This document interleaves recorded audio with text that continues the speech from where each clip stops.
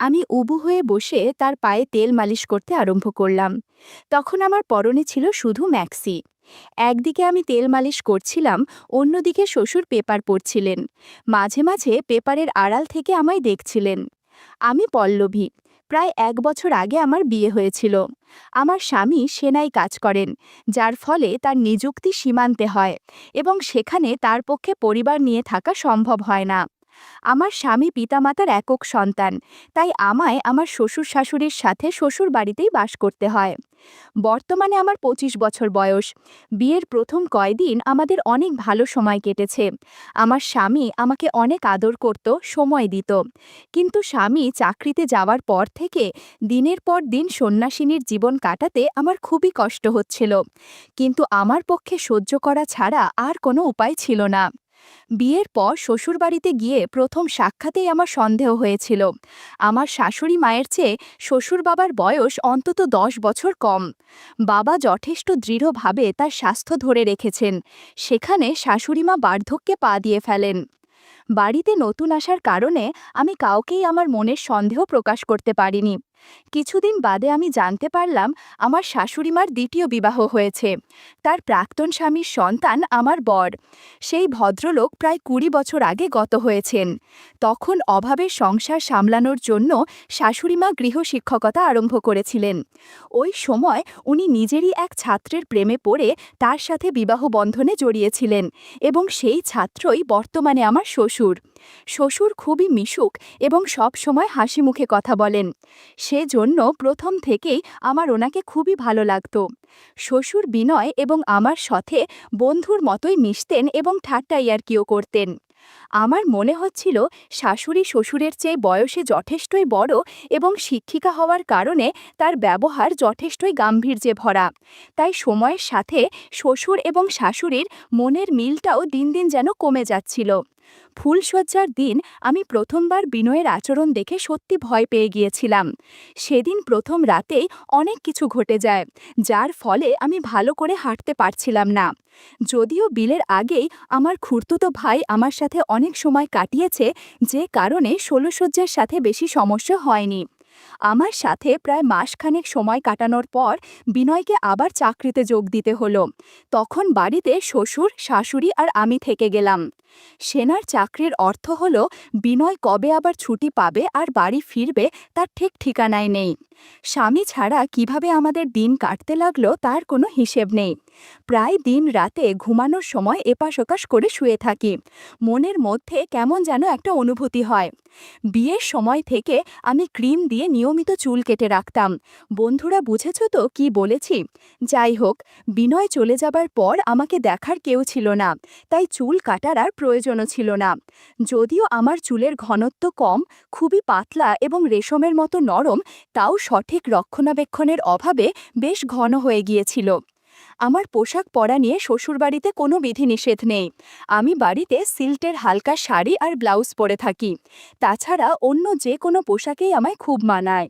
বিনয় চলে যাবার পর শ্বশুর আমার পরম বন্ধু হয়ে উঠলেন এবং আমি কেনাকাটা করার জন্য ওনার সাথেই বাজারে যেতে লাগলাম। বয়সের বেশি পার্থক্য না হবার কারণে কোনো অচেনা লোকের পক্ষে আমাদের দুজনকে দেখে বোঝার উপায় নেই যে আমরা শ্বশুর পুত্রবধূ নাকি সদ্য বিবাহিতা বর বউ। শ্বশুর আমার সমস্ত সাজসজ্জা এবং প্রসাধনের সামগ্রী আমাকে দিয়েই পছন্দ করিয়ে কিনে দিতেন। এইভাবে একদিন সন্ধ্যায় আমি এবং শ্বশুর কেনাকাটা করার জন্য বাজারে গিয়েছিলাম। সেদিন আমার পরনে ছিল শাড়ি আর হাতাকাটা ব্লাউজ, আর যার ফলে আমাকে অনেক আকর্ষণীয় দেখাচ্ছিল। সেদিন বাজারে কেনাকাটা করে ফেরার পথে তুমুল বৃষ্টি নামল। বাধ্য হয়ে আমাদের দুজনকে একটা সাইকেল রিকশায় চাপতে হলো এবং মাথা ঢাকা তুলে সামনের পর্দাটাও নামিয়ে দিতে হলো। ঝুম বৃষ্টিতে আমি আর শ্বশুর পাশাপাশি বসে এক রিকশায় করে বাড়ি যাচ্ছি। আমার কাছে দুটো ডাবের ব্যাগ ছিল। বন্ধুরা বুঝেছ তো কি বলতে চাইছি? এদিকে আমার মনে কেমন যেন অস্থিরতা হচ্ছিল। এতদিন শ্বশুর আমার বন্ধু মতোই ছিলেন, কিন্তু রিকশায় তার প্রতি আমার ভেতর কেমন যেন একটা টান তৈরি হচ্ছিল। তখনই হঠাৎ আকাশে খুব জোরে বিদ্যুৎ চমকে উঠল এবং প্রবল জোরে মেঘের গর্জন হলো। সাথে সাথেই রাস্তার সব আলো নিভে গেল। আমি ভয় পেয়ে চমকে উঠলাম, না জানি কি হলো। হঠাৎ ঘটে যাওয়া এই ঘটনায় হতভম্ব হয়ে শ্বশুর নিজেও চমকে উঠলেন। শ্বশুর বললেন, পল্লবী, ভয় পাচ্ছ কেন? আমি তো তোমার পাশেই রইছি। ভয় নেই, কিচ্ছু হবে না। কিছুক্ষণ পর আমরা বাড়িতে চলে আসলাম।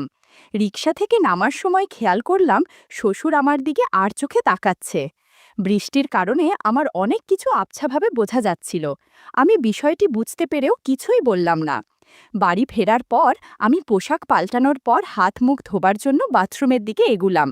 বাথরুমের দরজাটা হালকা আটকানো ছিল, তাই আমি সামান্য ধাক্কা দিতেই সেটা খুলে গেল। বাথরুমের ভিতরের দৃশ্য দেখে আমি সত্যি হতভম্ব হয়ে গেলাম। শ্বশুর জাদুর লাঠি নিয়ে অদ্ভুত আচরণ করছেন। আমার বুঝতে বাকি রইল না উনি আমার কথা চিন্তা করে এসব করছেন। না, আমি এটা দেখার পর আর সেখান থেকে সরে যেতে পারিনি এবং কপাট সামান্য ফাঁকা রেখে দেখতে থাকলাম। আমি সেই মুহূর্তেই একটা বড় সিদ্ধান্ত নিলাম। আমি তখনই মনে মনে শ্বশুরকে আমার দ্বিতীয় স্বামী হিসাবে বরণ করে নিলাম, যে আমার বরের অনুপস্থিতিতে আমায় সব কাজে সাহায্য করবে। আমি আমার সিদ্ধান্ত বাস্তবায়িত করার সুযোগের সন্ধানে রইলাম। কয়েকদিন বাদেই আমি সেই সুযোগ পেয়ে গেলাম। ৩-৪ দিন বাদেই আমার শাশুড়ি মা বললেন তিনি ১ সপ্তাহের জন্য বাপের বাড়ি যাচ্ছেন, কারণ তার ভাই অর্থাৎ বিনয়ের মামা খুবই অসুস্থ। এই সময় আমায় ঘরের কাজ ও শ্বশুর মশাইয়ের দেখাশোনা করার দায়িত্ব নিতে হবে। এই সুযোগে আমি আমার পরিকল্পনাকে বাস্তবায়িত করতে পারবো ভেবেই আমার অনেক আনন্দ হচ্ছিল। ঘরের পাশে আগুন থাকলেই ঘরের গাদায় আগুন লাগবে, এটাই বাস্তব এবং সেটাই হলো। আমি ওই দিন সন্ধ্যায় পার্লারে গিয়ে বাছার চুল এবং আইব্রো সেট করালাম, এবং যাতে আমায় দেখতে আরও বেশি সুন্দরী লাগে। বাড়ি ফিরে আমি ক্রিম দিয়ে চুল তুলে দিলাম, যাতে আমায় আরও আকর্ষণীয় লাগে। পরের দিন রবিবার অর্থাৎ ছুটির দিন ছিল। শ্বশুর কাজে বেরুবেন না। সকালেই শাশুড়ি তার বাপের বাড়ি চলে গেলেন এবং বাড়িতে আমি আর শ্বশুর থেকে গেলাম। কিছুক্ষণ বাদে শ্বশুর স্নানের জন্য প্রস্তুত হলেন। আমি সাহস করে বললাম, শ্বশুর, দাও না, আমি আপনাকে তেল মালিশ করে দিচ্ছি। শ্বশুর একটু ইতস্তত করলেন ঠিকই, কিন্তু আমায় না বলতে পারলেন না। আমি উবু হয়ে বসে তার পায়ে তেল মালিশ করতে আরম্ভ করলাম। তখন আমার পরনে ছিল শুধু ম্যাক্সি। একদিকে আমি তেল মালিশ করছিলাম, অন্যদিকে শ্বশুর পেপার পড়ছিলেন। মাঝে মাঝে পেপারের আড়াল থেকে আমায় দেখছিলেন। একটু পর বললেন, তুমি যখন এত কাছে বসো কেমন জানি এক অদ্ভুত শান্তি পাই, আবার অস্থিরতাও হয়। খবরের কাগজে চোখ রাখি বটে, কিন্তু মনটা তোমাকে নিয়েই পড়ে থাকে। আমি বললাম, আপনার সেবা করার জন্যই আমি আছি। আপনার যখন যা লাগবে আমাকে বলবেন, আমি সেটা দিব। শ্বশুর বললেন, সময় হলে তোমার সাথে গল্প করব। আমি অন্য প্রসঙ্গ তুলে বললাম, এখন আমি ঘরের অন্য কাজগুলো করব, আপনি স্নান করে আসুন। একদিকে শ্বশুর স্নান করতে গেলেন আর আমি ঘরের অন্য কাজগুলো করতে শুরু করলাম। শ্বশুরের স্নান হয়ে যাবার পর আমি স্নানে ঢুকলাম। ওই সময়ে বাথরুমের লাগোয়া ঘরে বসে শ্বশুর আবার কাগজ পড়ছিলেন। আমি স্নানের শেষে শুধু একটা তোয়ালে জড়িয়ে বেরিয়ে এলাম। আমি লক্ষ্য করলাম শ্বশুর কাগজের আড়াল থেকে আর চোখে তাকিয়ে আছে। একটু পর আমি নিজের ঘরে চলে গেলাম আর রেডি হয়ে দুপুরের খাবারের প্রস্তুতি নিলাম। বিকেলবেলায় শ্বশুর আমাকে বললেন, পল্লবী, চলো আমরা দুজনে একটা সিনেমা দেখে আসি। আমি সাথে সাথেই রাজি হয়ে গেলাম, কারণ সিনেমা চলাকালীন 2.5 ঘন্টা ধরে সিনেমা হল অন্ধকার থাকে। এই সুযোগে অনেক আনন্দ করা যাবে। আমি জিজ্ঞেস করলাম আমি কি পোশাক পরব। শ্বশুর আমায় লেগিংস আর কুর্তি পরতে অনুরোধ করলেন, কারণটা আমি তখনই ধরে ফেলেছিলাম। আমি শ্বশুরের পছন্দের পোশাক পরে তৈরি হয়ে গেলাম এবং তার সাথে সিনেমা হলের দিকে রওনা দিলাম। সিনেমা হলের ভিতরটা ফাঁকাই ছিল, শুধু আমাদের মতোই কিছু জুটি সিনেমা দেখতে এসেছিল। আমি আর শ্বশুর আশেপাশে ফাঁকা জায়গা দেখে পাশাপাশি বসলাম। শ্বশুর আমার বাম হাত নিজের হাতে নিয়ে বললেন, পল্লবী, তোমার হাতের তালু কি নরম, আঙুলগুলো কত সুন্দর। সুন্দরভাবে ট্রিম করে কেটে নাল নেলপালিশ লাগানোর ফলে তোমার নখগুলো ভীষণই সুন্দর লাগছে। জানো পল্লবী, আমাদের বিয়ের আগে থেকেই আমি অনেকবার তোমার শাশুড়ি মায়ের সাথে এই সিনেমা হলে এসেছিলাম এবং পুরো সময় ধরে একটুও সিনেমার দিকে মন ছিল না। সিনেমার পুরো সময়টা জুড়ে অনেক ঘটনা ঘটেছিল আমাদের সাথে। আমি যখন গ্র্যাজুয়েশন করছিলাম তখন তোমার শাশুড়ি মা আমার গৃহশিক্ষিকা ছিল। ওই সময় সে খুবই সুন্দরী ছিল। প্রথম দিনেই আমি ওকে দেখে পাগল হয়ে গিয়েছিলাম। আমি যেদিন ভালো পড়া করতাম তোমার শাশুড়ি মা আমায় আড়ালে অনেক উপহার দিয়েছিল। আমিও সেসব পুরস্কার পাবার লোভে খুব মন দিয়ে পড়াশোনা করতাম। শ্বশুর আরও বললেন, তোমার শাশুড়িমা তখন আমায় আশ্বাস দিয়েছিল আমি প্রতিষ্ঠিত হতে পারলে সে আমায় বিয়ে করবে, যাতে আমি তাকে যখন ইচ্ছে পুরস্কার দিতে পারে, এবং আমি প্রতিষ্ঠিত হতেই সে আমায় বিয়ে করে নিয়েছিল।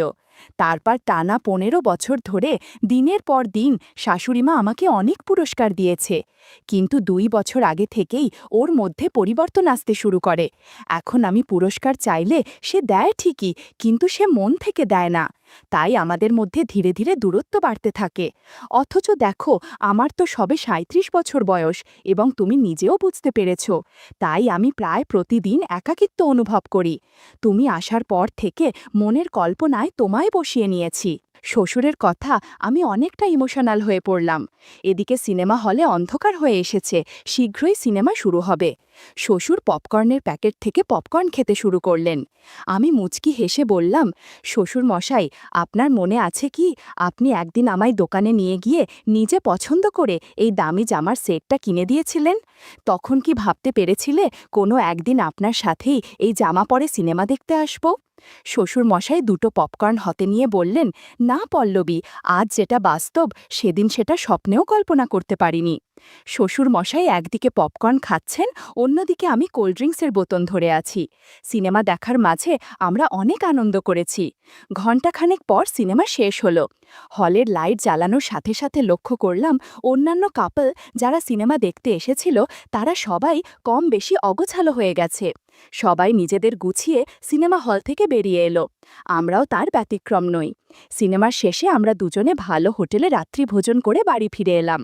সদর দরজা বন্ধ করার পরেই শ্বশুর বললেন, যাও গিয়ে ফ্রেশ হয়ে নাও, আর হ্যাঁ, আজ রাতে শুধু ব্লাউজ আর পেটিকোট পরবে। শ্বশুরের কথাও তো আমিও তাই করলাম।